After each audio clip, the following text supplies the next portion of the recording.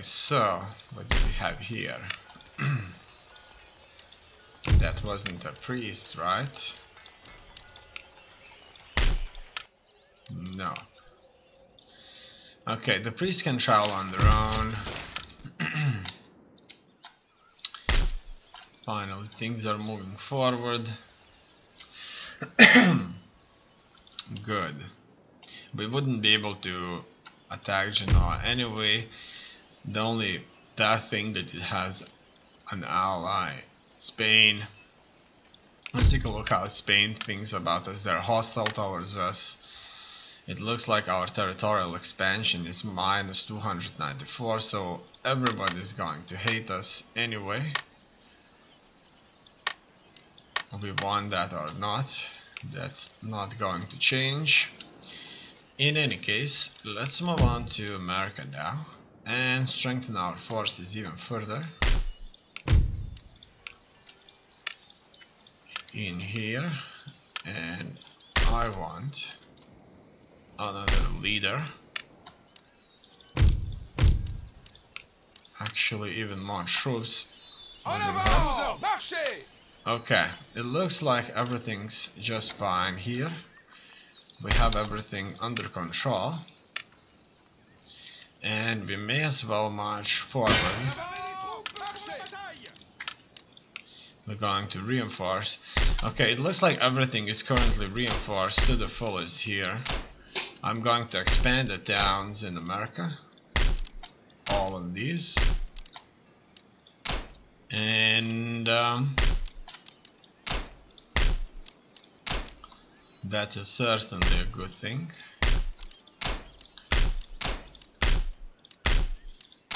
And I'm going to expand more buildings here too. Buildings that don't cost heaps, but enough. So I'm further investing in this, and I'm targeting the Indians.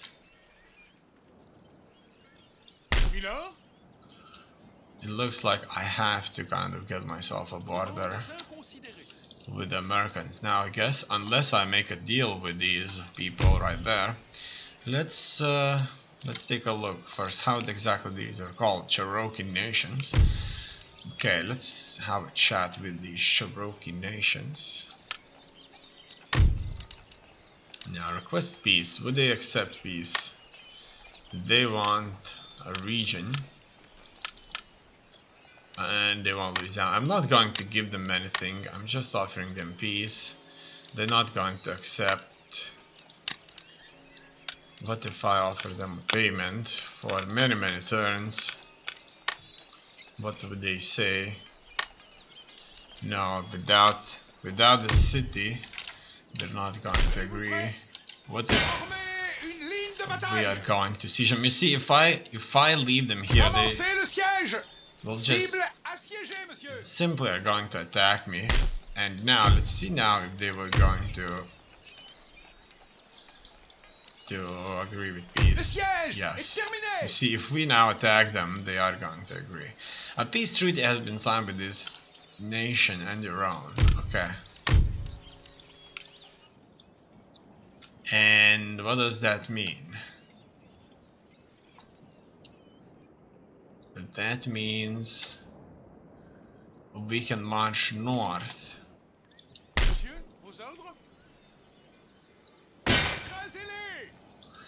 And Cherokee nations should as well simply further kind of give us this blockade. So what we're gonna do next is we're gonna march on to Fort Pontchartrain and maybe even north. Oh, look at that, that's Cherokee nations too. Would you believe that? That is Cherokee nation. No. What is this anyway? Plains nations. Maratha Confederacy. Could you believe that? This is Maratha Confederacy. They traveled so far. In any case, I'll just try to get as much as possible from this.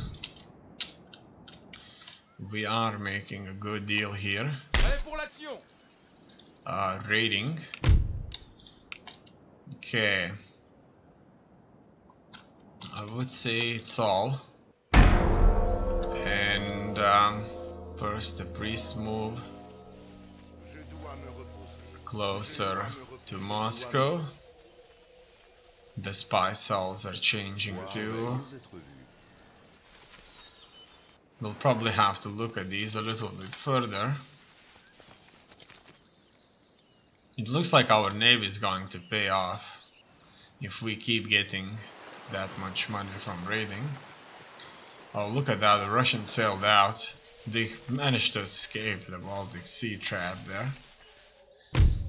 Oh, look at that, Sweden. They want Estonia and Livonia for military access. That's like giving for thank you. We don't even need to march north to Scandinavia. There's nobody there besides them.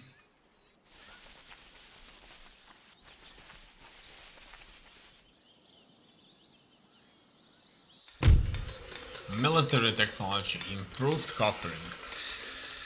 This nation has further developed their military technology with the intention of gaining a vital advantage over the enemies in the field of battle. Coppering ship prevents weeds falling it, and this improved method prevents the ship's structural bolts from mysteriously rotting away.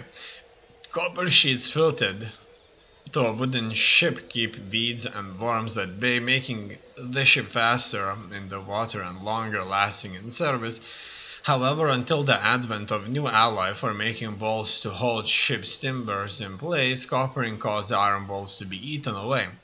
Although nobody understands why the iron bolts fail, experiments have revealed that an alloy of copper and zinc can make bolts of sufficient strength that are immune to the mysterious problem.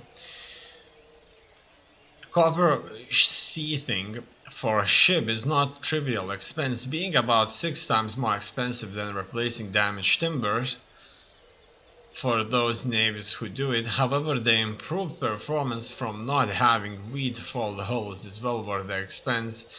Fancy metallurgy is a small additional price to pay. Historically, the alloy bolts made coppering a success, so much so that copper bottomed became a mark of approval, something so financially sound it could not possibly fail. The method remained in use until the development of anti-falling paints. Even iron hulls get fooled by weeds. Next technology in the research, top gallons. So our navy is becoming more and more stable. Okay. Now. Let us further increase our infrastructure now and see if there are any roads that need work. It looks like we can expand the roads through the entire empire in a quite short period of time, really, as you can see. Not bad at all, right? In here, the army can march on to Sofia. And so far so good. The war against the Ottomans is proving to be a great success for us. We are making a lot from doing that. Moscow is still Orthodox, even with the church, unfortunately.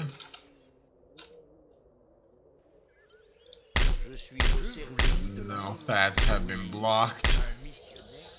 That's good. And you need to march on to Athens. Let's see how this will bear. Athens is defended. However, it should not be defended well. Okay. It looks like it's ours. And can't be any more better than that. We have it for ourselves here. It doesn't bring us much money actually. Does not bring us much money at all. No churches can be built and no villages are left. So not so good, not so good at all. However, Catholicism is not something left out. There is some Catholicism here. However, we do not have any priests now, unfortunately. Unless this priest could go there. The church is being built here anyway. So this priest would be very helpful in territories where church cannot be built whatsoever. Okay.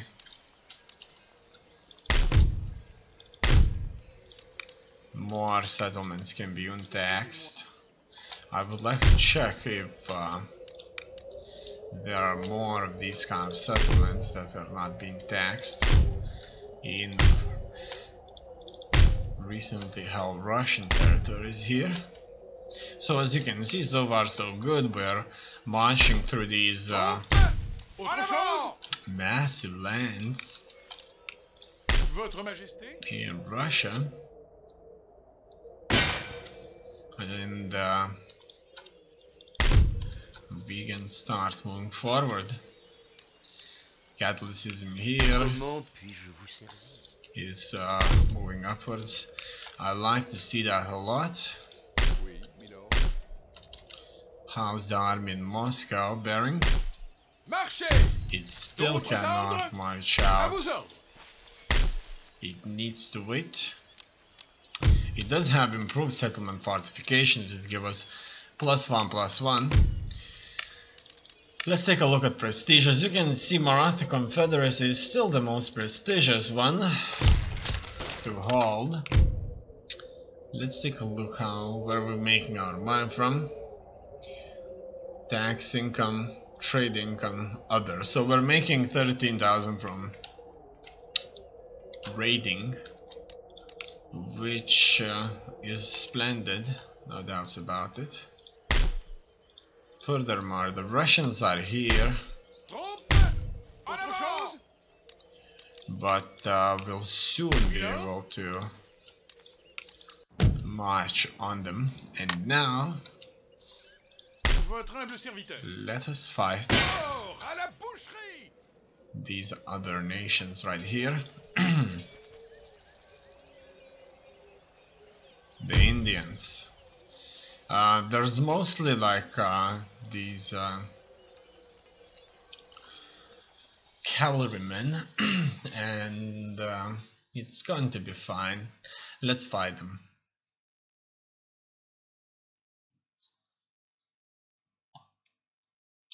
Hopefully, if I move my armies very far north, it's not going to be too bad, because then Americans could attack us. Obviously, we would need to send additional forces to America.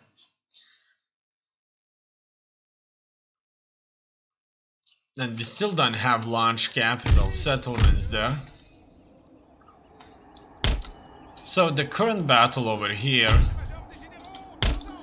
it should be a piece of cake for us, because we're mostly facing here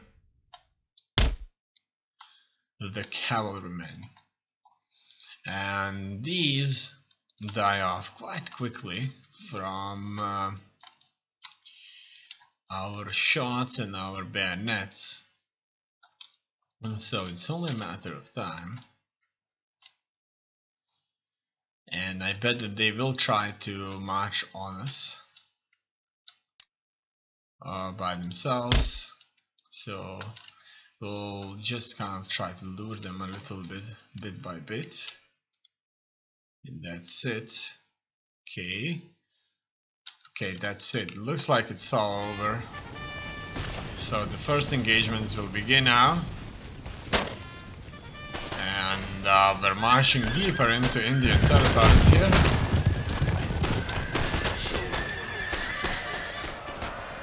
As you can see,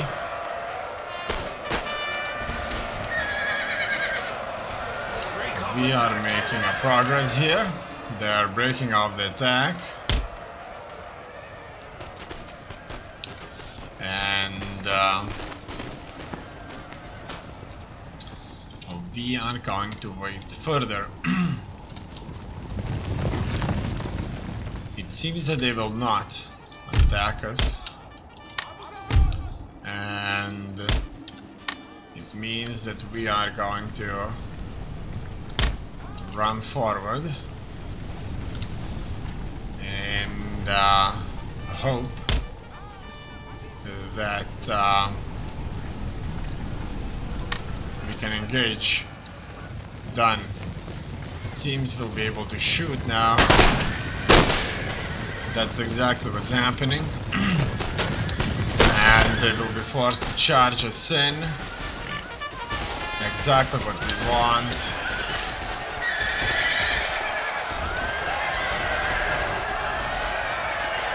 These horsemen would prove to be very, very good raiders against us. And that's why we need them dead. Okay. And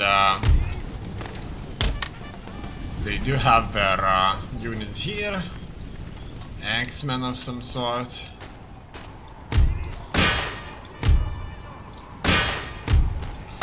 And we're going to shoot up these axemen here from multiple sides. We'll be shooting at them.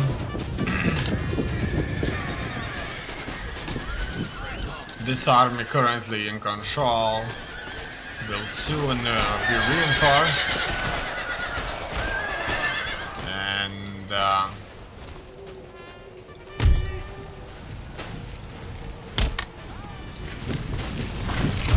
it's going to be fine. However, this force cannot fight against the Americans. It's very, very good when fighting Indians. Not so good when fighting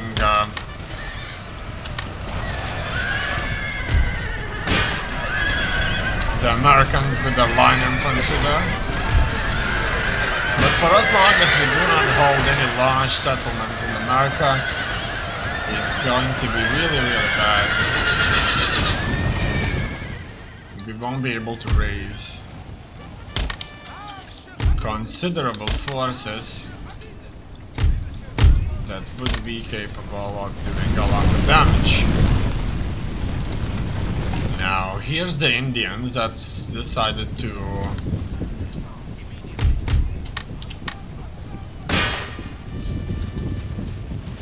fight us again.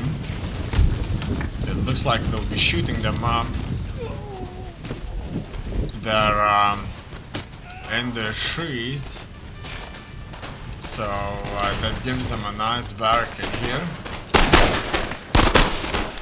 And they will be retreating now. Very, very nice indeed.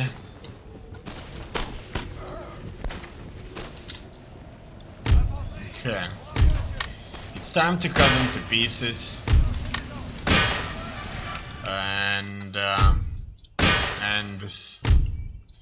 And this once and for all. And here some of them will try to stand and fight, however this is not going to last. And our cavalry should fight them too. As you can see, our numbers in this region are huge. And just the way it's supposed to be. Okay, now we can certainly end this. God is not on the side of big battalions, but on the side of those who shoot best. Very well said.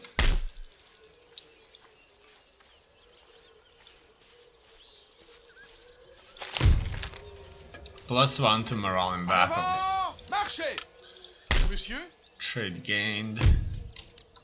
Steady under fire. Good to know that. So your target is there. But at the same time we could fight off the Indians first.